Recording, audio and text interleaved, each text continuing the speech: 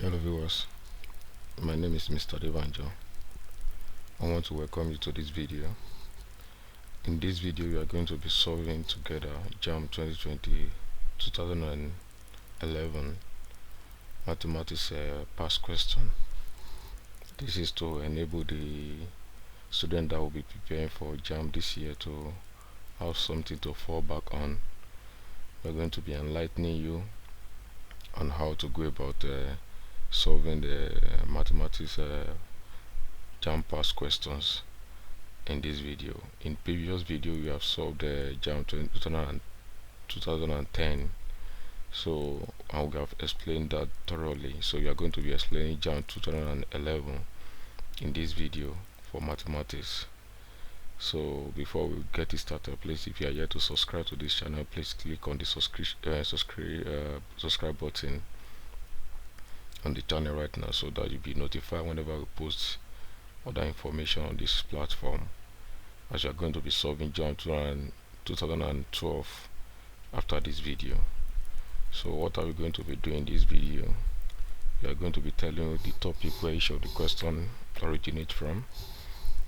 We are going to be solving each question step by step, and also we are going to solve all 50 questions that is given for this year, and we are also going to be picking the correct answer from the options provided.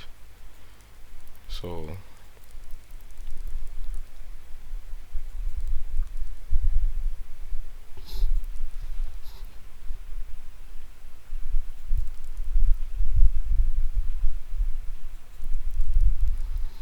okay, the first question is you are asked to pick the question type given to you. So in 2010 2011 they used to give type questions for students.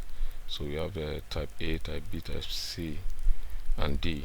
So depending on the one given to you, so if you check your questions and you discover that you're having a particular type out of these 4 types, so you pick the type given to you. So for this video I will pick one of the type as my type for this video.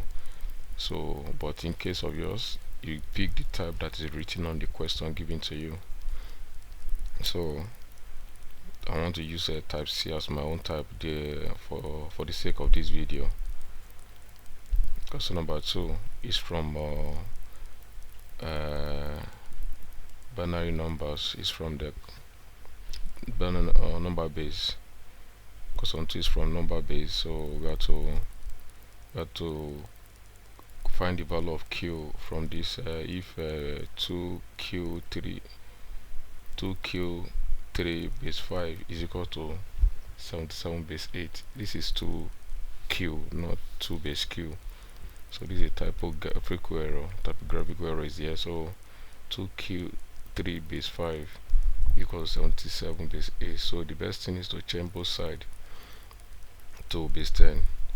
And so change both sides to base 10, you will have the expansion 2 times 5 raised to power 2.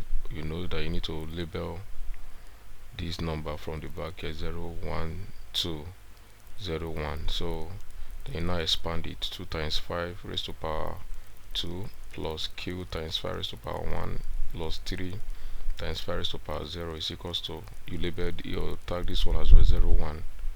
So you'll be having 7 times 8 raised to power 1 plus 7 times 0 raised to power 0, 7 times 8 raised to power 0 rather.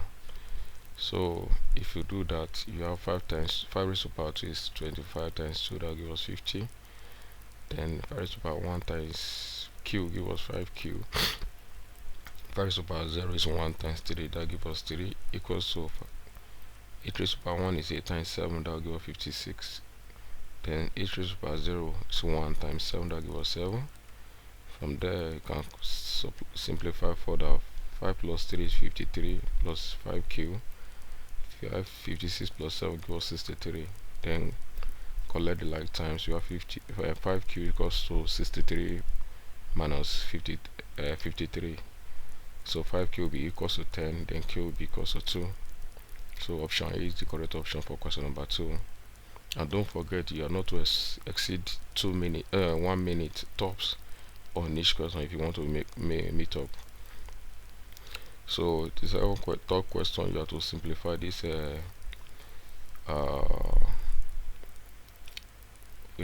these fractions. So the question is from fractions, so we have to simplify this. Best is to change all the mixed number to improper fractions. So this one having mixed number, so 3 times 3 will give us 9 plus 2, 11 over 3 times 5 over 6 times 2 over 3 over 11 over 15 times 3 over 4 times 2 over 27. Then from there you can change the denominator to 1 over everything denominator, then you now inverse it. So when you inverse it, you'll be having 11 over 3 times 5 over 6 times 2 over 3 times, so you are inversing all the fractions here. So that will give us 15 over 11 times 4 over 3 times 27 over 2. From there you can now start counting. So when you reduce it, you get 50 from here. So if you reduce it properly, start reducing, you will get 50 from here. And option D is the correct option for question number 3. Question number 4 is from simple interest. A man invests 5,000 for 9 months at 4%. What is the simple interest? So we know that simple interest is PRT over 100, and we are looking for interest, but all you need to take note is that the month is in the time is in months, so we need to change it to year by converting months to year. That should give us a 9 over 12 years. So then you have the principal to be 5,000 times 4, which is the rate, times 9 over 12, because we have converted that month to year now. So that will give us 9 over 12 over 100 again. 100 we go in 5,000, that will give us 50. Then you can narrow down this 9 over 12, that should give us 3 over 4. 4 can go in 4, so I think your interest is 50 times 3. Then the interest will now be 150 naira. That's the interest. So option A is the correct option for question number 4. Question number 5 is from ratio.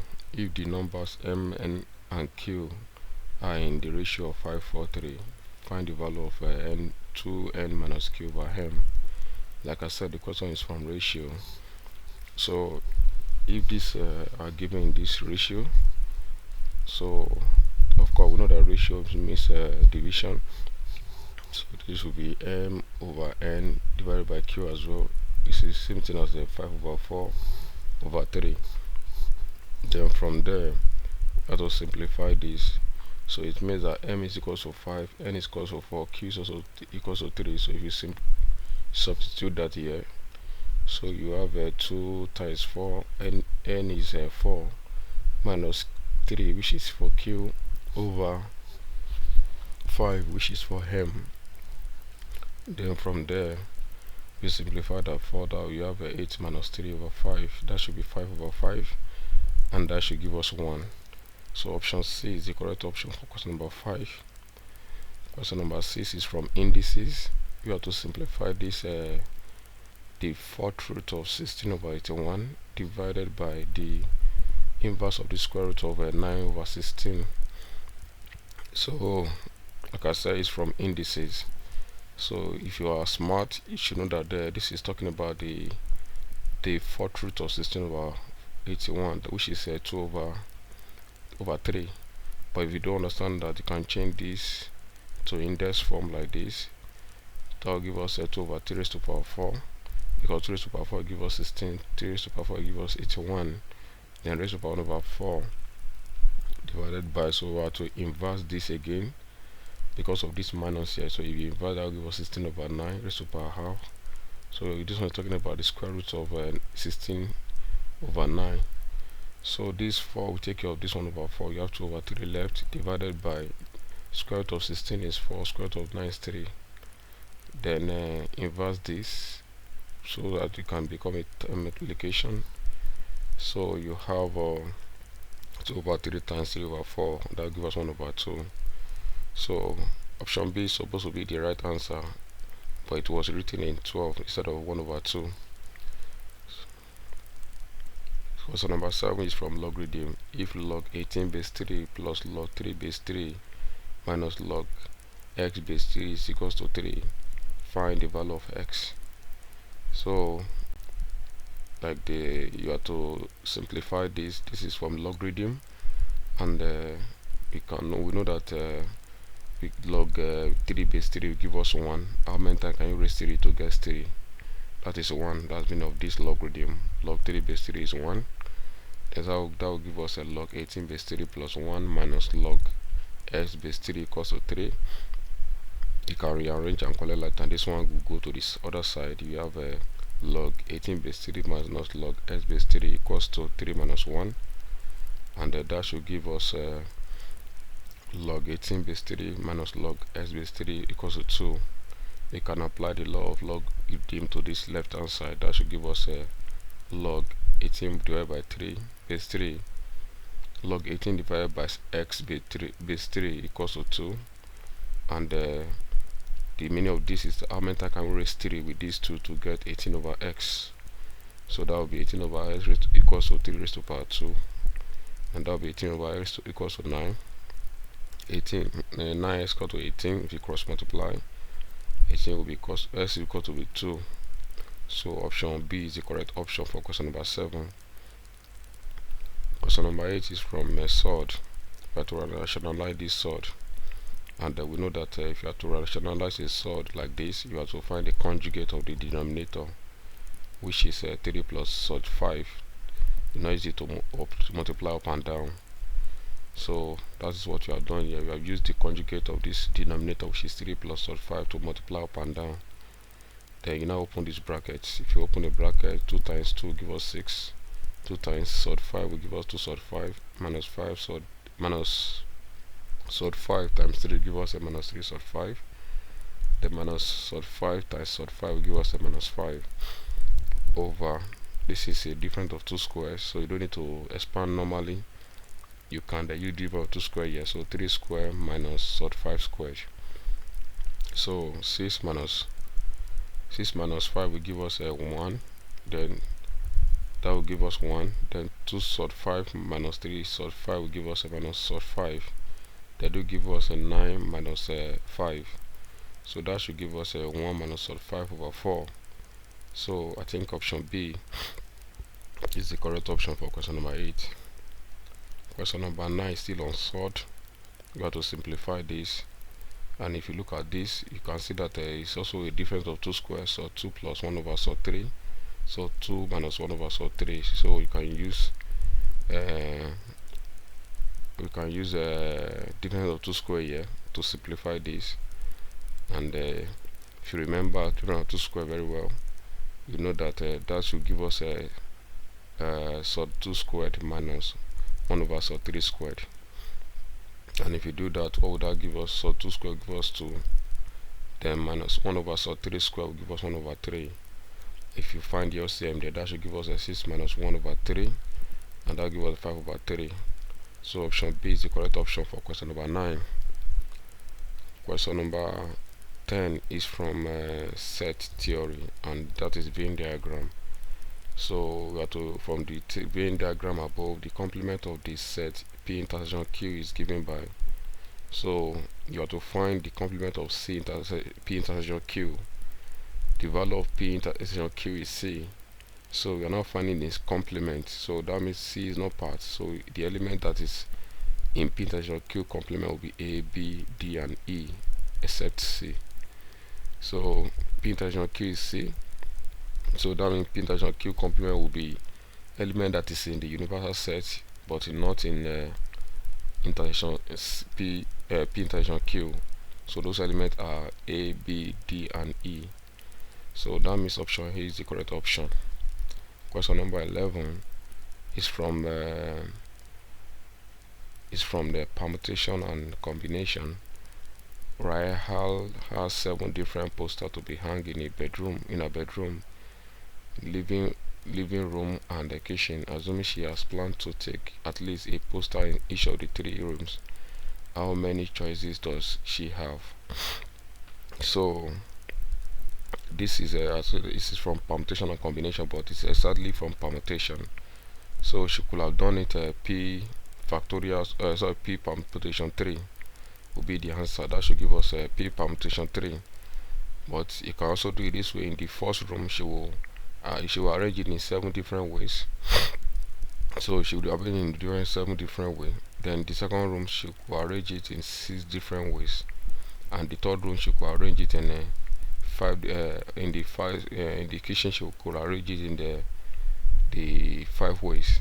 So the total number of choices she has is 7 times 6 times 5, which is same thing as a p 7 permutation 3, and that means she can do it in 210 ways.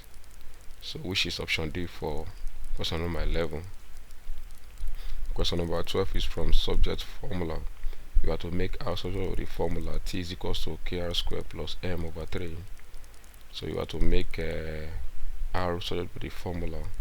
So what do you do first? You cross multiply. So that should give us KR squared plus M equals to 3T. Then take the M to the other side. That should give us a KR squared equals to 3T minus M. Then divide both sides by K. So R squared equals to 3T minus M over K. Then find the square root of both sides to find your R. So R will be equals to square root of 3T minus M over K. So if you look at the option provided, no option is correct. So I think there's a typographical error in the question number 12 in the options.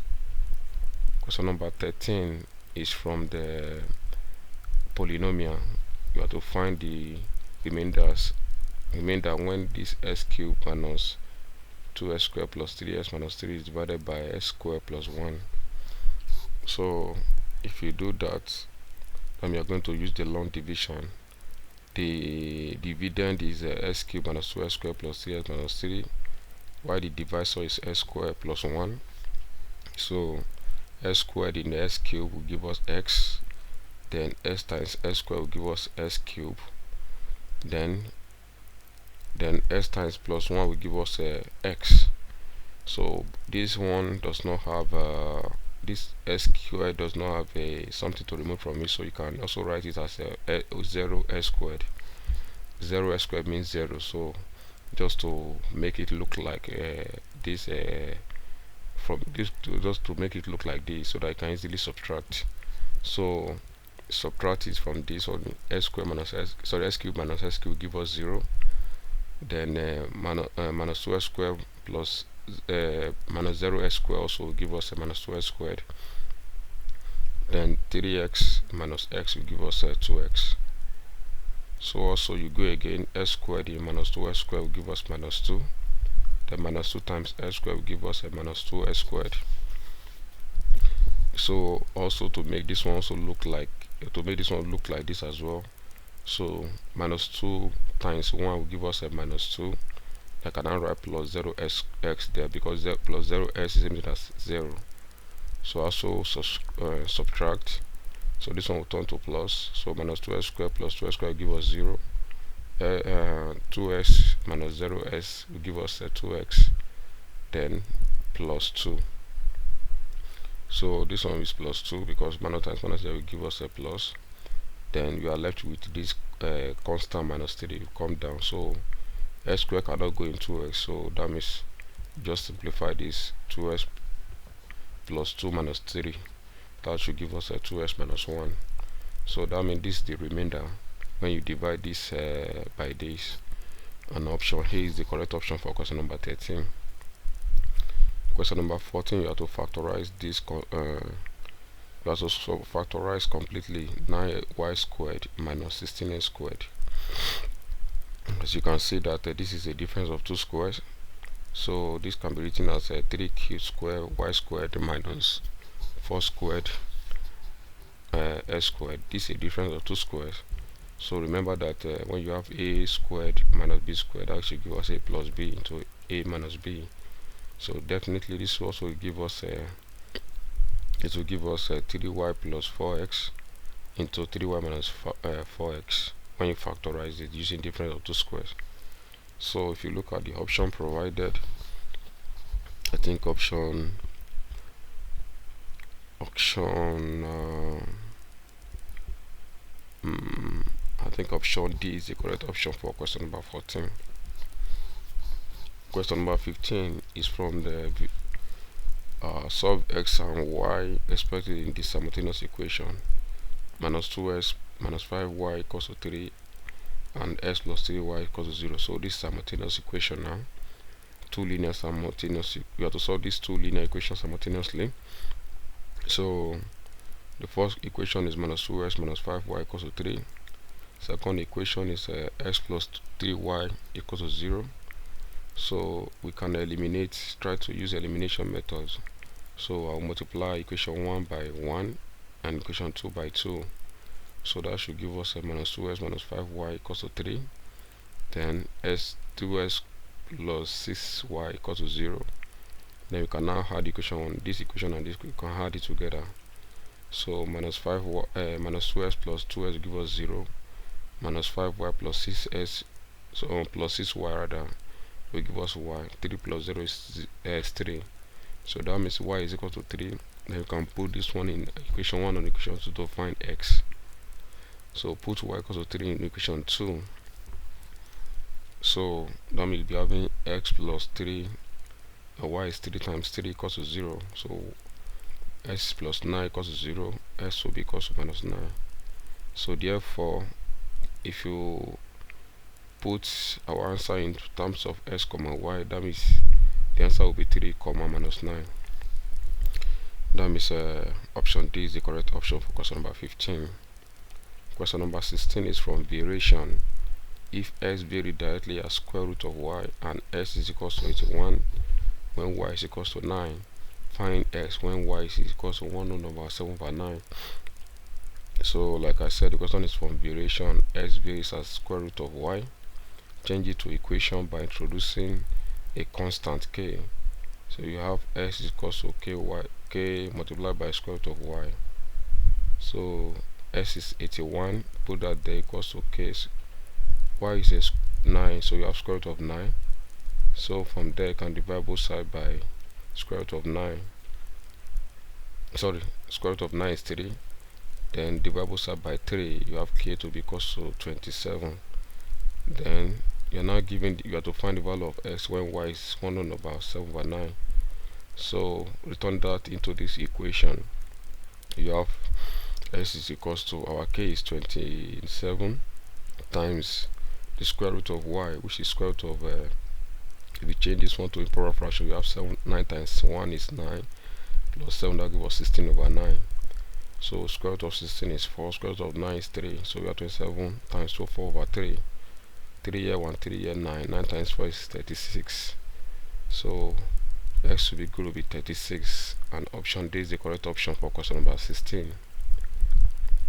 Question number 17 is also from variation. T varies inversely as the cube of r.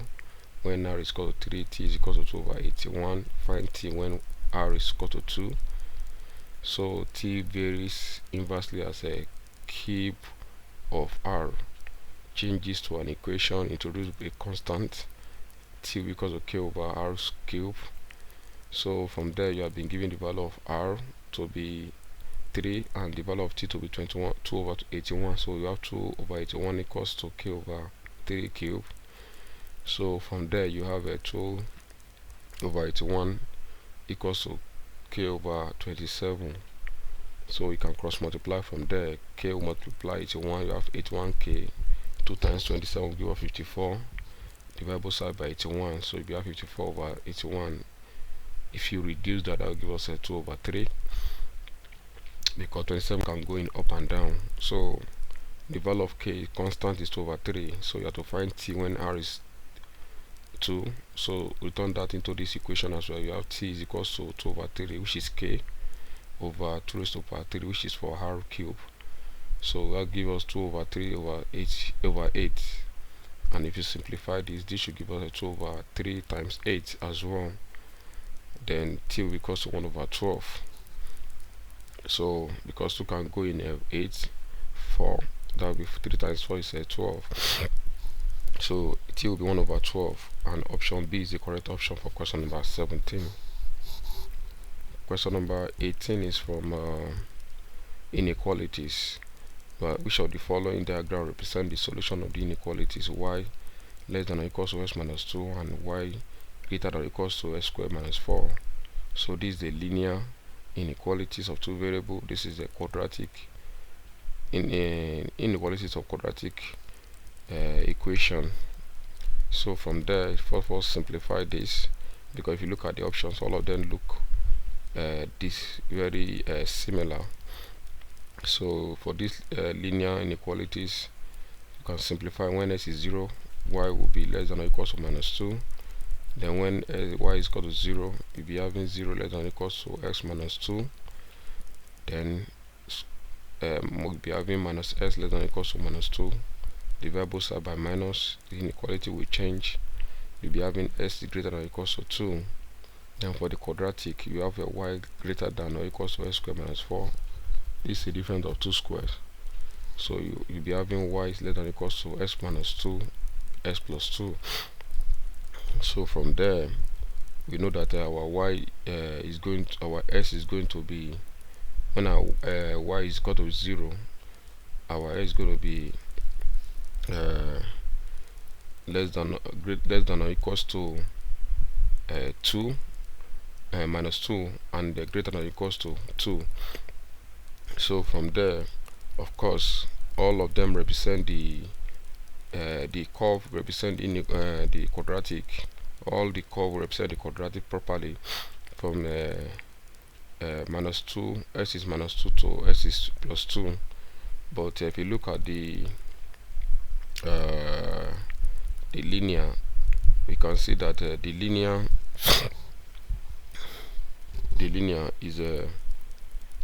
is from minus 2, y is minus 2, and s is 2 here. So that represents the straight line. This one represents the inequality, the quadratic inequality. This one represents the linear inequalities now. So if you interpret the range of values of y that is less than or equals to minus 2, where are they? They are down here. Less than or equals to minus 2. The range of value of y that is less than or equals to minus 2, they are down.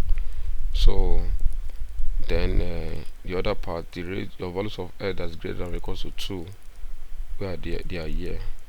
So that means I will shade this part.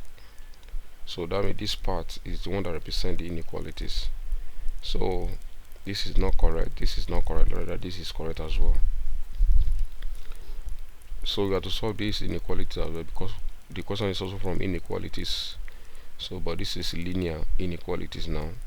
So we have minus 6 into s plus 3 less than or equals to 4 into s minus 2. If you open the bracket, we have minus 6s minus 18 less than or equals to 4s minus 8. Collect like times. We have minus 6s minus 4s less than or equals to minus 8 plus 18. So I believe you understand how to collect like times from there. Minus 6s minus 4 will give us minus 10x minus 8 plus 8 will give 18 will give us 10. Divide both sides by minus 10. The inequality also will change. We have s is less greater than or equals to minus 1. So option B is the correct option for question number 19. Question number 20 is also from inequalities. In this case, we are having quadratic inequalities. So we are having s squared plus 2s greater than 15. Take the constant to this side. 2s squared plus 2s minus 15 greater than 0. Solve this quadratic expression here. So look for two numbers you can multiply together to give us minus 15, and when you add them, it will give us a plus 2, and that should be minus 5 plus 5 minus 3. So if you put that here, you have s squared plus 5s minus 3s minus 15 greater than 0. Factorize. You have x into s plus 5 for this. Minus 3 is common here. You have minus 3 into s plus 5 greater than 0 also. Then that should give us s minus 3, s plus 5 greater than 0. From there, that means you'll be having your s plus 3 greater than 0, or s plus 5 greater than 0 as well. So that means s will be greater than 3, or s will be greater than minus 5, which is same thing as minus 5 is less than x, and less than 3 as well. So option B is the correct option for question number 20. Question 21 is from sequence and series. You have to find the sum of the first 18 terms of the series. The sum of the first 18 terms of the series 3, 6, 9 to 36. So, but this 36 is just to confuse the students, because there's no way you can. This is arithmetic progression. So no way you can add this together and in 18 terms to give us 36, and the 18th the last time there will be 36, and you are looking for sum of 18 terms, so it won't be possible. So that means you have to simplify it thoroughly from the beginning. So the sequence is AP, like I said. Sum of term in AP will be n over 2 into 2a plus n minus 1 multiplied by d. If you use the other formula, which is sum of term equals to n over 2 into a plus last time, thinking that this is the last time, it will not be correct. So we are looking for sum of 18 term. 18 over 2 into the first term is 3, so times 2, that we have 2 times 3, because a is first term, which is 3, plus open bracket 18, which is the number of times we are summing, minus 1, multiplied by the common difference, which is 6 minus 3 will give us 3 as well. So from there, if you simplify, 18 over 2 will give us 9, 2 times 3 is 6, 18 minus 1 is 17 times 3, so we have a 9. 17 times 3 will give us a 51, plus 6, that will give us 57, and times 9, that should give us a 513 as the sum of the 18 terms. So option B is the correct option for question number 21. Question number 22 is also from the sequence and series. The sum of the first term, so the second term of a geometric series is 4, while the fourth term is 16. Find the sum of the first 12 terms. So what is the second term of a geometric progression, GP? Second term is AR, so AR will be equal to 4. That's the first equation. And the third term is 16. What is the fourth term of a GP? That will be AR cube. AR cube, that will be equal to 16 as well. AR cube equals to 16. So you have to solve this simultaneously. So divide equation 2 by equation 1. So that should give us AR cube over AR.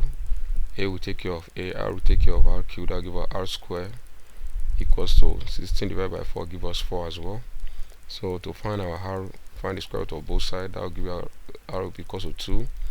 Now that we know our R, we can find our A as well first time from equation 1. So AR equals to 4 from equation 1. Put your A here. You have 2A equals to 4. Divide both sides by 2. A will be equals to 2.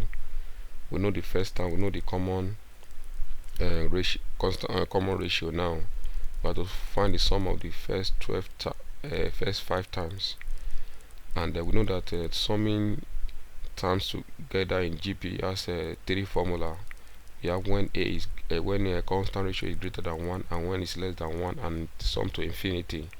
But the constant ratio is greater than 1, so we use sum of term is equals to a into r raised to power n minus 1 over r minus 1, because our r is greater than 1. So substitute your value here. Sum of 5 term equals to 2, which is the first term, into constant ratio, which is also 2 raised to power 5 minus 1 over 2 minus 1. 2 raised to power 5 is 32 minus 1 multiplied by 2 over 2. So that should give us 31 times 2, and that should give us 62 as the sum of the first 5 terms. So option B is the correct option for question number 22. Question number 23 is from the binary operation. A binary operation, addition on a real number, is defined by x plus y equals to xy plus x plus y for 2 real numbers x and y. Find the value of our 3 binary operation, addition minus 2 over 3. So like I said, from binary operation we have been given this rule to follow. Then that means 2 plus minus 2 over 3 will give us x to be 3 into y is minus 2 over 3 plus s is 3 minus plus times minus will give us minus 2 over 3. We simplify that 3 can take of 3, so we have minus 2. We can find the LCM of this one, so you have 9 minus 2 over 3. That will give us minus 2 plus 7 over 3. Take the LCM also, you have a minus 6 plus 7 over 3. That will give us 1 over 3. So option B is the correct option for question number 23. Question number 24 is from matrices. So if this the determinant of 2 by 2 matrix is equal to this determinant of this 2 by 2 matrix, find the value of x. So how do we find the determinant of 2 by 2 matrix? We cross multiply and we subtract. 3s times 2 give us 6s minus 5 times 3 will give us minus 15 equals to 2 times 2x will give us 8x minus 1 times 1 will give us 1. So collect like terms from there. 6s minus 8s will give us minus 1 plus 15. That will give us minus 2y equals to 14. Divide both sides by 2, minus 2 rather. S will be equals to minus 7. So there's a typographical errors here, so none of the options here is correct. It's not that it's from the Jamb, it's from people that type this question. So we have to evaluate the determinant of this 3 by 3 matrix, and we know that from the previous video we demonstrated something like this as well. So that means you need to reduce this 3 by 3 matrix to 2 by 2 matrix using this first row to multiply, and with their positional sign. This is plus, so we have plus 4. Then reduce this one to 2 by 2. Close the first row, close the first column, because this element 4, this element 4 is in first row, first column. So close it. You have 3 minus 1, 1, 3. Then the positional sign of this 2 is a minus, so you have minus 2. Then reduce it to 2 by 2 matrix. Close this, close this. So you have 2 minus 1, minus 1, 3. Then the positional sign of this one is plus, so plus times minus give us minus. So you have minus 1 into, close this first row, close the third column. You have 2, 3, minus 1, 1. Then you now find the determinant of this 2 by 2 matrix. So you cross multiply and subtract. So that should give us 4 into 9. Then minus times minus, here we are having minus open bracket 1 times minus 1. So that will give us a plus 1. Minus 2 into this also will give us 6. Then minus open bracket minus 1 times minus 1, that should give us a plus 1. Then times minus will give us minus 1 again. Then minus 1 into close multiply. 2 times 1 is 2. Then minus open bracket minus 1 times 3 will give us a plus 3. Then also, so 9 plus 1 is 10 times 4. That will give us 40. 6 minus 1 is 5 times minus 5. That should give us a minus 10. 2 plus 3 is 5 times minus 1 will give us a minus 1. So minus 5 as well. So we have 40 minus 10 minus 5. That should give us a 25 as the value of determinant of this 3 by 3 matrix. So option A is the correct option for question number 25. Question 26 is also from matrix. You have to find the inverse of this 2 by 2 matrix. And finding the inverse of 2 by 2 matrix, we have the inverse of them. We have been given the name of the matrix to be n. So therefore the inverse of matrix n is adjoint of n over determinant of matrix n. So if you find the determinant of this matrix n, cross multiply and you subtract. 8 minus 3 give us 5. Then to find the adjoint of matrix n, what do you do? This diagonal 2 and 4, you swap, change it or swap it. That will give us 4 and 2. Then the second diagonal 3 and 1, don't swap it but multiply it by minus, so we have minus 1 minus 3. So that means this is the adjoint of matrix n. So the determinant becomes this matrix divided by the determinant, which is 5, and it can be written as 1 over 5 into this matrix 4 minus 3 minus 1 and 2. So that is the inverse of matrix n.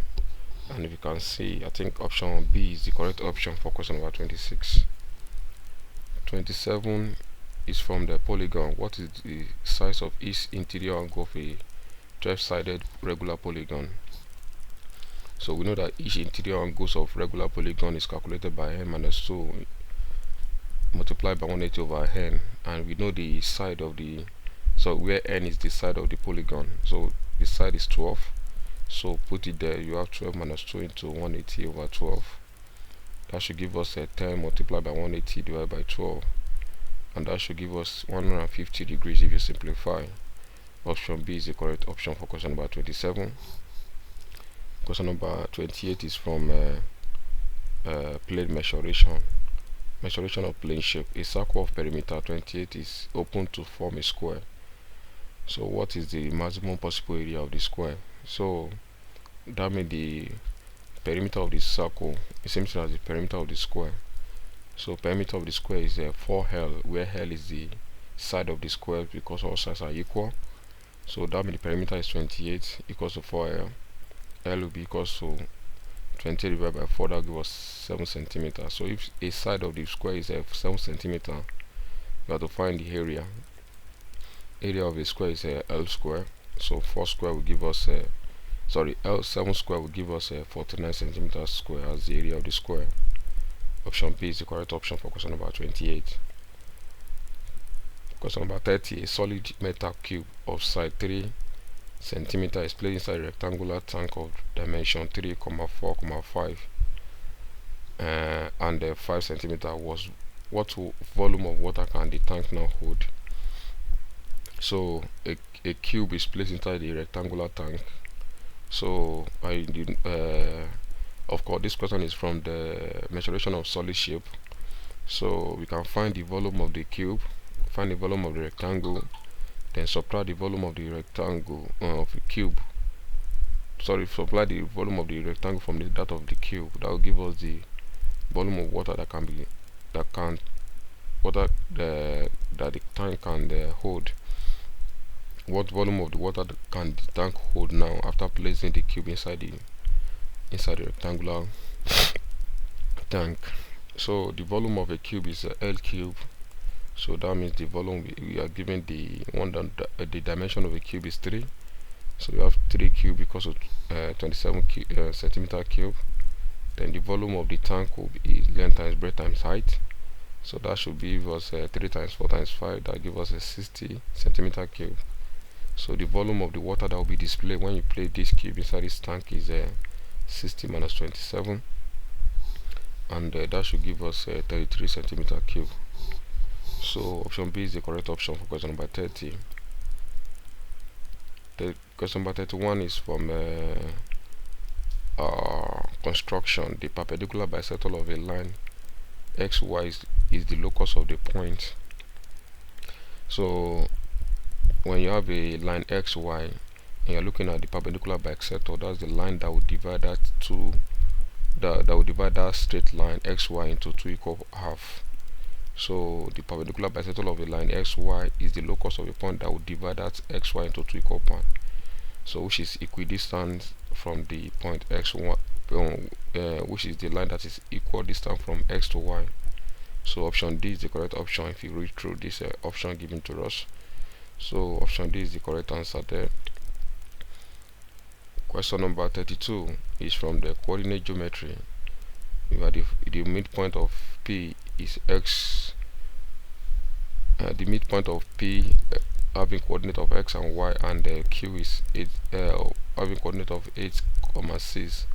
But to find the value of x and y when the midpoint is 5, 8. So we know that midpoint of coordinate geometry is s1 plus s2 over 2, comma y plus y2 over 2. So from there you have been given the value of the midpoint, which is 5, 8, and the midpoint between P and Q. So our x1 is still x, plus s2 is 8 over 2, comma, and y1 is y plus y2, which is 6 over 2. From there, that means your 5 is equal to this and 8 is equal to this. So you have 5 is equal to s plus 8 over 2, cross multiply. You have s plus 8 equals to 10, collect like time, s will be equal to 2. Also 8 will be equal to this as well. You have 8 is equal to y plus 6 over 2, cross multiply. 16 equals to y plus 6, y is equal to 10. So if you put that in a coordinate form, x comma y, so you have 2 comma 10 as the value of the coordinate of this point P. So I think option A is the correct option for question number 32. Question number 33, you have to find the equation of a line perpendicular to this line which passes through this 4 comma 2. The question is also from the coordinate geometry, perpendicularity. So if the first line is 2y is equals to 5x plus 4, you can find the gradient of this line. So by dividing both sides by 2, so y is equal to 5 over 2x plus 2. That means the gradient, which is m1, will be equals to 5 over 2. So the gradient is 5 over 2. And before we can say two lines are perpendicular, that means the product of their gradients will be equals to minus 1. So that's the condition for perpendicularity. Then from there, we need to get the gradient of the second line. So the first line is 5 over 2 multiplied by the second line. Gradient of the second line will give us minus 1. So from there, if you simplify for that, you have 5m2 equals to minus 2, because multiply there. So these two multiply minus 1 here, so you have minus 2. Then divide both sides by 5m2 because of minus 2 over 5. So that means the gradient of the line we are looking for is minus 2 over 5. So and the equation we are looking for is a linear equation. So we have y is equal to ms plus c. So we could return this one into this. So you have y is equal to minus 2 over 5s plus c. So all you need to do is to find the value of c now from the using the points given to us that the line passes through. So y will be 2 and the s will be 4. Simplified, put that here. You will have at 4 comma 2, your y is 2 equals to minus 2 over 5 times 4 for your x plus c. So that should give us 2 equals to minus 8 over 5 plus c. All like times c will be equals to 2 plus 8 over 5. Find the LCM. We have 18 over 5. Then return that into this equation. Since you already gotten your c to be 18 over 5, put that here. You have y is equals to minus 2 over 5x plus 18 over 5. Multiply through by 5 to clear the denominators. You have 5y equals to minus 2x plus 18. Then from there, take everything to this side. You have 5y plus 2x minus 18 equals to 0. That's the equation of this equation. That's the equation of the line that is perpendicular to this straight line. So I think option B is the correct option for question number 33. Question number 34 is from trigonometric ratio. In a right angle triangle, if tan theta is equals to 3 over 4, not 34, what is cos theta minus sin theta? So tan theta is 3 over 4. So you need to draw a triangle, right angle triangle, include the angle theta here. Then tan theta is opposite over adjacent. So you have 3 here, adjacent here, which is 4. You can find the third side. So using Pythagoras theorem, you have s squared is equals to 3 square plus 4 square.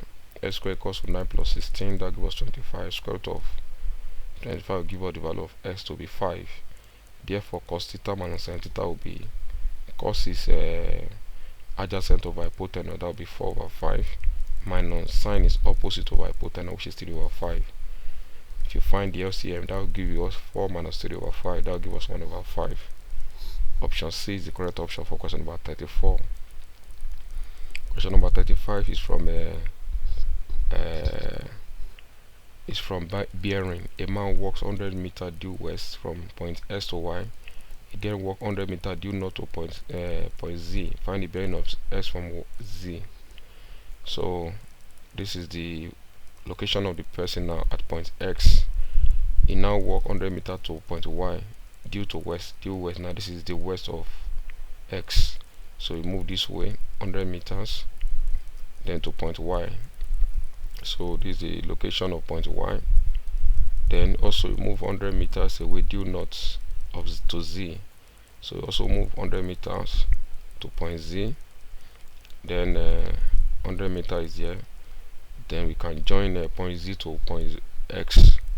So to form a right angle triangle, because the angle here from north to east here is 90 degrees. So you have to find the bearing of X, this S from Z. So then we are looking from the angle from the north to to the line here, from the knot to the line here. If you want to understand very well bearing, you can check the video I made on bearing on my YouTube channel. So it explains everything on bearing very well. So how do I find the angle from this knot to this place? If I can find the angle inside here, then whatever I get, I'll remove it from 180 degrees. That will give me the bearing. So let us name this angle here theta. So you can use trigonometric ratio to find this angle theta, so which is opposite of adjacent, and that will be tan theta. So our aim is to find the bearing, which is from here to here, from the knot to this point. So you can find this angle here first. So we have tan theta equals 100 over 100, that will give us 1. Therefore theta will be tan inverse of 1, which is 45 degrees. So this angle is 45 degrees. Then we want to find the bearing of x from y, which is the angle here. That will be 180 from here to here minus 45 degrees. So the bearing of x from y is 180 minus 45. That will give us a 135 degree. Option B is the correct option for question number 35. Question number 36 is from differentiation. We have to find the derivative of derivatives of 2x plus 1 into 3x plus 1. So we have y is equals to, if you open this bracket, of course you can use the product rule to simplify it, but that will take our time. Since this is a Jamb question, you need to be fast. You can open the bracket 6x squared plus 2x plus 3x plus 1. That will give us y is equal to 6x squared plus 5x. This plus the give us 5x plus 1. If you differentiate, you have the y there equal to be 12x. 2 will come down, multiply c, that 12, then remove 1 from the power, you have x. Then also the power of this one is 1, it come down, 1 times 5 gives us 5, remove 1 from the power, 1 minus 1 gives us 0, x raised to by 0 is 1. Then the differentiation of a constant is 0. So that when you differentiate this, you have 12x plus 5. So that will be option D is the correct option for question number 36. Question number 37 is also from differentiation. Find the derivative of sine theta over cos theta. So we know that tan theta is this sine theta over cos theta is equal to tan theta. So sine theta over cos theta is same as tan theta. So that means I can find the differentiation of instead of finding sine theta over cos theta, I can also find tan theta. So tan theta is same thing as sine theta over cos theta. So therefore, if I differentiate tan theta, what will it give me? To give me sec square theta. So that means the y here is sec square theta, which is option A. It's supposed to be sec square theta, so there is a typo here. The question 38 is from the application of differentiation. Find the value of x at the minimum point of the curve. Y is equals to x cubed plus 2x squared minus x plus 1. So at the minimum point, the differentiation should be equal to 0. So you can differentiate this. If you differentiate this function, so we have 3x squared plus 2x plus minus 1. So at the minimum point, the gradient should be equal to 0. So from there you can that means this will be equal to 0. So from there you can solve this quadratic equation. So that should give us 3x squared plus 3x minus s minus 1 equals 0. Factorize 3s into s plus 1 minus 1 into s plus 1 equals 0. So 3s minus 1, 3s plus 1 equals 0.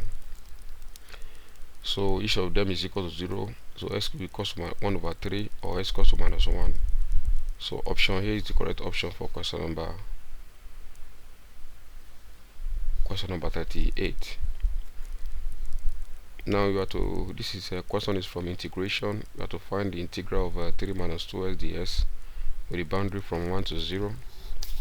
So if you integrate this, we have integrate 3 without give us 3s. If you integrate minus 2, that give us minus 2s squared over 2.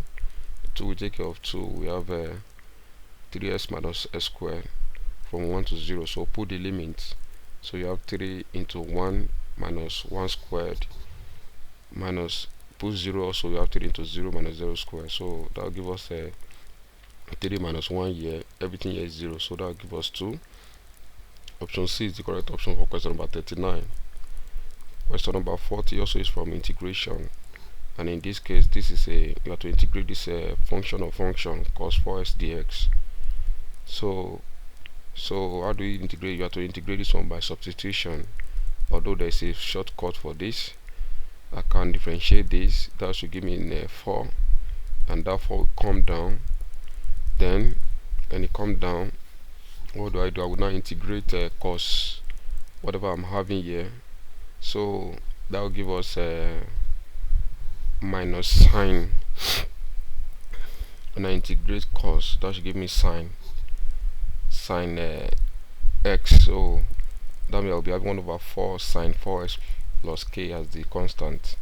So but here I use the long method to do it so that you can understand. If you call u 4x, so it's not 4x ds, call u 4x, so not dx. That's a typographical error here. It's not ds. Call the this 4x u. So you have u is equal to 4x.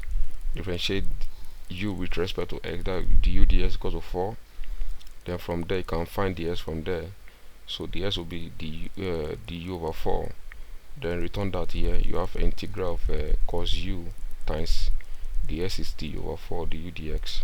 So du over 4 rather. So 1 over 4. This 1 over 4 is a constant, can go out. So you have 1 over 4 cos u du.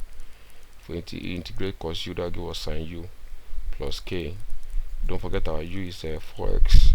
So you have 1 over 4 sine 4x plus k. So option D is the correct option for question number 40. Question number 41 is from a statistic. So you have to, the bar chart above show the distribution of students in the school. Find the total number of students. All you need to do is to find the number of the frequency of these bars and add them together.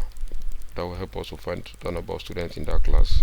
This one is 45, this is 60, this one is 30, this one is 45. So you add the total frequency. You have 45 plus 60 plus 30 plus 45. That should give us 180. That's the total number of students in the class.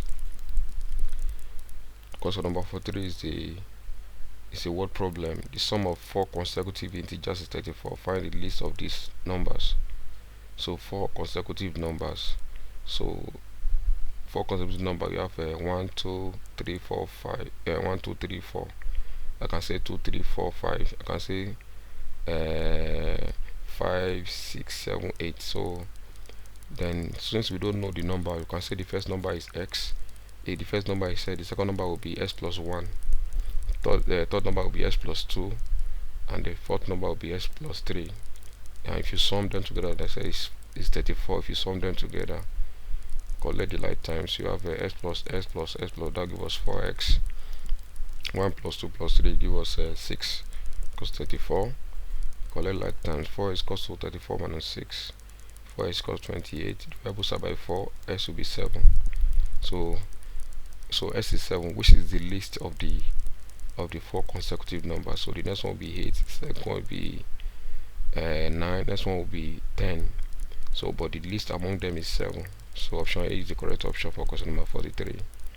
Question number 47 is from statistics.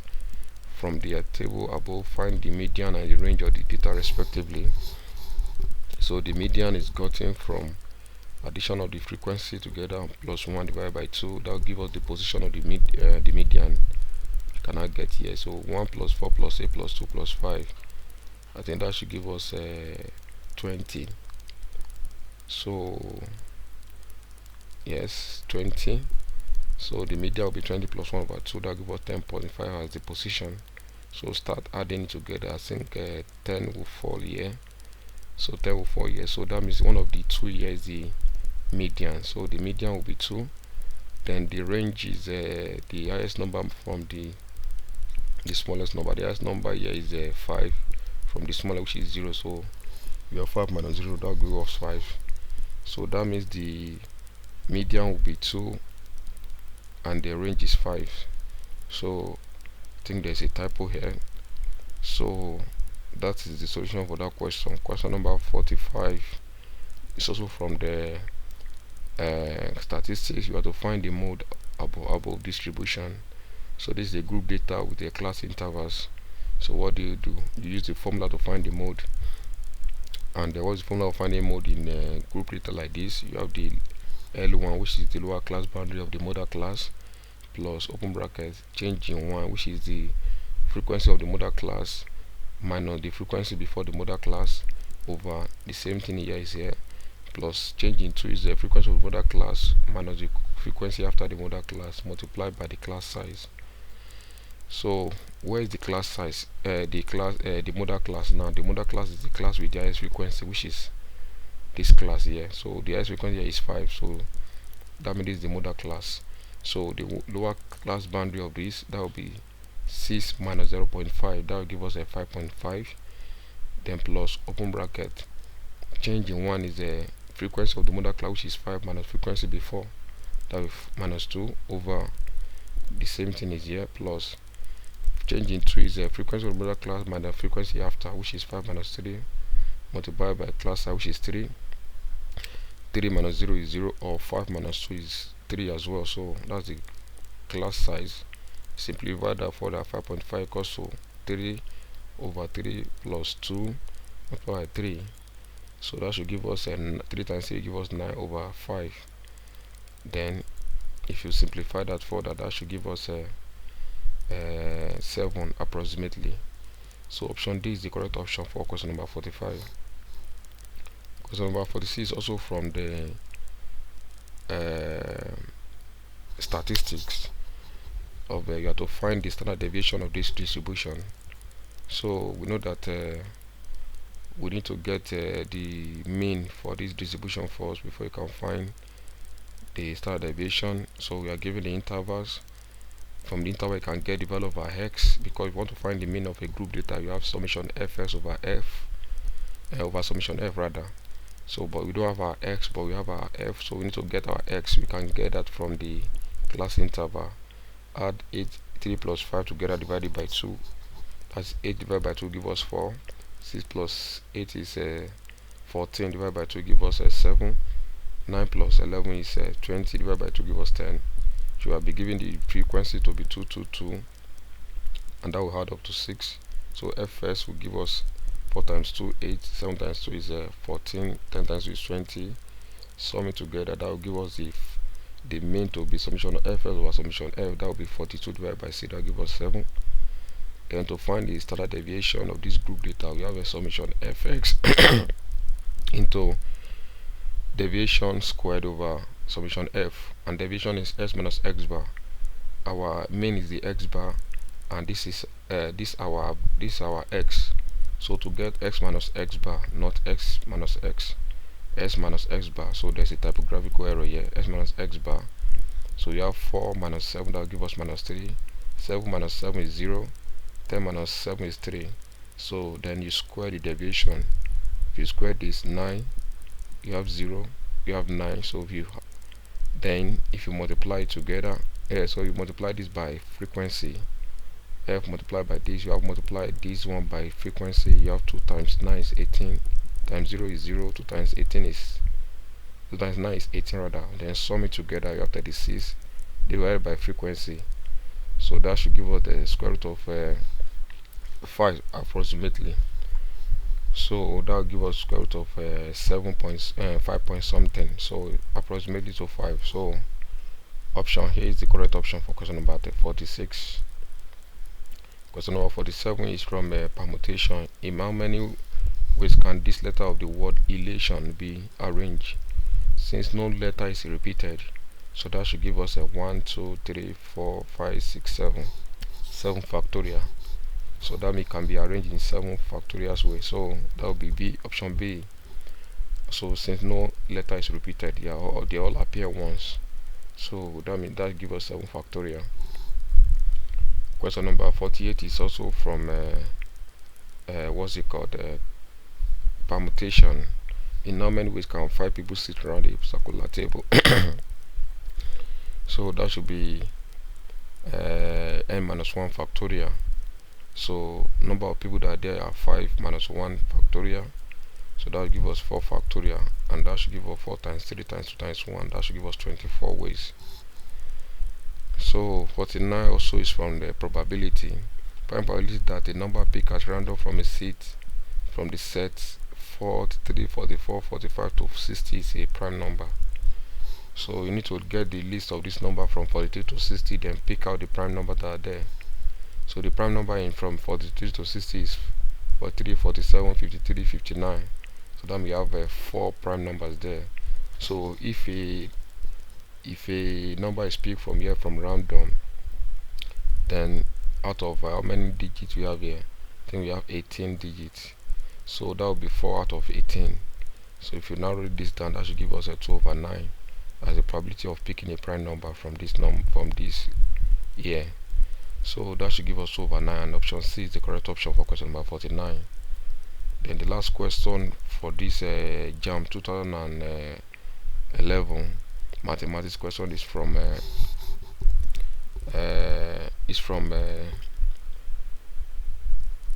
Venn diagram. In a class of 60 students, 30 offer physics and 40 offer chemistry.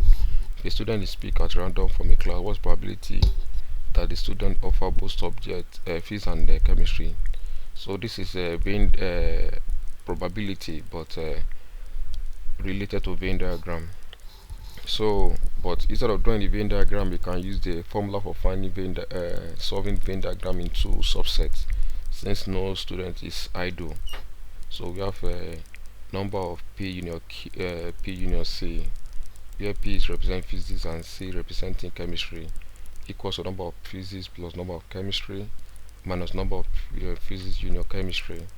So this one representing the inverse, 60 equals to number of physics is 30 plus number of chemistry is 40 minus the union between them, sorry, minus the intersection between them. This is intersection, not union. So P intersection C, not union.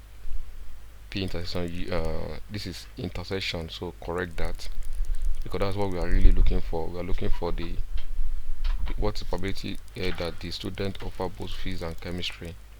So if you simplify that further, you have 60 equals 70 minus the intersection between these. So from there we have minus Pn. You make this one instead of formula. We have this equals to 60 minus 70. That should give us a minus 10. So therefore the intersection between them will be 10 if you cancel minus at both sides. Then from there, so if 10 people are offered the both subjects, then the probability of picking out of these 10 people will be 10 over 60, which is a number of people that are there. So 10 over 60 will be 1 over 6 for question number 50. So option D is the correct option for question number 50. So please correct it. This is intersection, not union. So this is intersection. So thank you for watching through. This is how to solve the Jamb 2011 mathematics questions. I hope you have been able to learn 1 or 2 things from the video, and I hope you enjoyed the video. So in the next video, I'm going to be solving that of 2012. And if you are yet to subscribe to the channel, please click the subscribe button on the channel right now, so that you'll be notified whenever we post the information. Please share this video with the student out there. Like the video and comment in the comment section of this video. And as you do so, may the good Lord bless you. Thank you, and God bless you.